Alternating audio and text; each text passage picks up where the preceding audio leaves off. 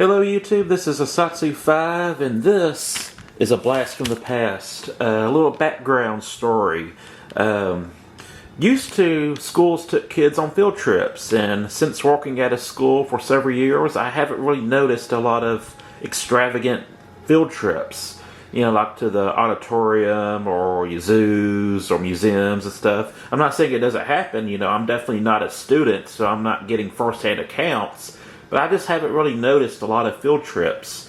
One of my favorite field trips as a kid was that we were taken to this living history museum. It was like a 19th century, village, and we got to write with feather pens or plumes.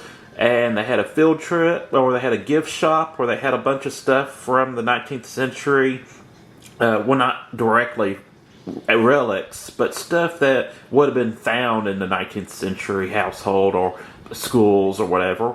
And I bought a book.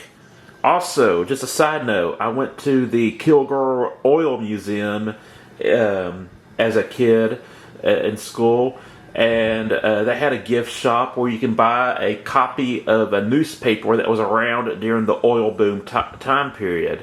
And I didn't have enough money for it, but part of the museum, you walked through a replica of a turn-of-the-century town. And, you know, you had horse and buggies, and you had cars, and you had people stuck in the mud because it wasn't like asphalt. But they had a newspaper machine or newspaper dispenser where you paid 10 cents for a newspaper. And I thought to myself as a kid, I was like, I wonder if this works. So I put a dime in the newspaper dispenser, and I got me a copy of the same newspaper that was in the gift shop for about like $5 or whatever. I can't remember how much it cost. I got it for a dime in the actual museum part of this museum, not the gift shop. And I thought that was hilarious. This is a book, and I was reminiscing about this field trip, and I was like, where is my book?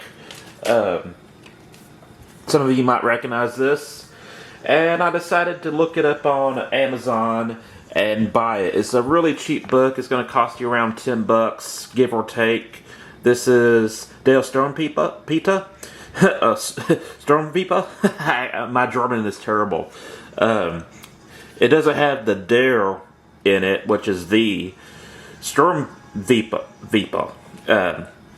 And basically, this is the first story of the book. It's about a kid who doesn't like to groom himself, and he has uncombable hair, and they actually have a syndrome named after this.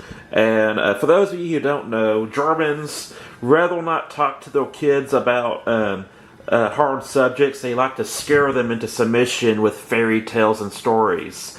So, if you ever read like the original fairy tales, like Hansel and Gretel and stuff like that, fairy tales were really dark. And the French fairy tales tend to have more happier, bubbly stories, and the German fairy tales seem to be darker than the French fairy tales. But this is kind of on that same line of thinking. We got a lot of cautionary tales that teach children how to properly act and behave. And you even see references to this book, like in Family Guy. They reference some of the stories in this book. And there's some more in pop culture. I can't think of them. Mark Twain had his own translation of this book that he made. Obviously, this is English. And let's see, English translations to the children. I'm not going to read any of these, but basically you just have a bunch of stories of kids behaving badly or not acting right, and the consequences of this. Like, for example, this is a girl who plays the matches. She catches on fire. Her cats are crying over her ashes. You know, it's just stuff like that. They have stuff about people treating animals wrongly. Sucking thumbs. It's just like a poem book. And they actually kind of consider this to be like the precursor to the American comic book. But a lot of cool, interesting stuff. It was definitely, one of the coolest things I bought on a field trip.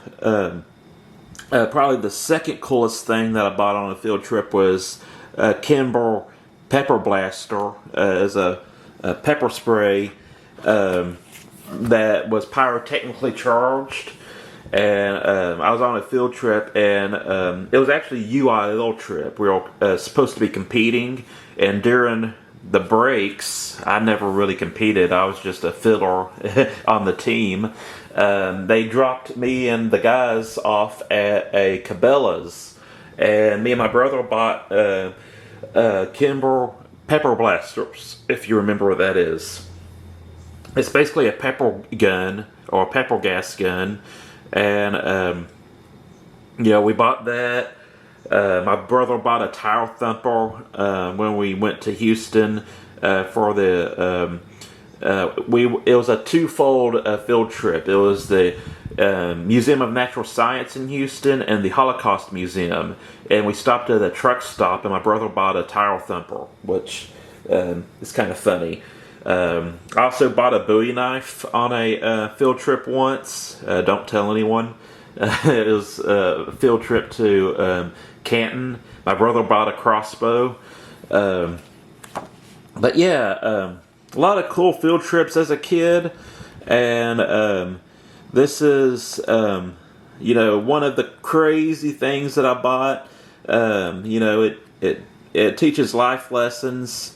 You definitely don't want to suck your thumbs, or some random guy's going to come in and cut them off with scissors. This is the actual story that was referenced on Family Guy. Thanks for the vote of confidence. Jeez, you're a bigger downer than a German bedtime story. There once was a boy who liked to suck his thumbs. His mother asked him to stop, but he wouldn't. So she cut off his thumbs. Now he has no thumbs. Good night. Anyways, just thought I'd show this off. If you have some kids that you want to scare into submission, I know that's harder to do now with horror movies and, the internet and stuff like that. This is a fun book. I have to reread it. I was reading some of the reviews on it, and I don't know if it's specific to a specific translation, but I heard that it has some dated language in it that might not be good for modern readers. Yeah, this was one of those goofy things I bought at one of my favorite field trips. I got to appreciate writing with a feather pen, and it was just one of those cool field trips. So that's it. That's the video. Hope you enjoyed it. I'm a Satsu5, and I'm out.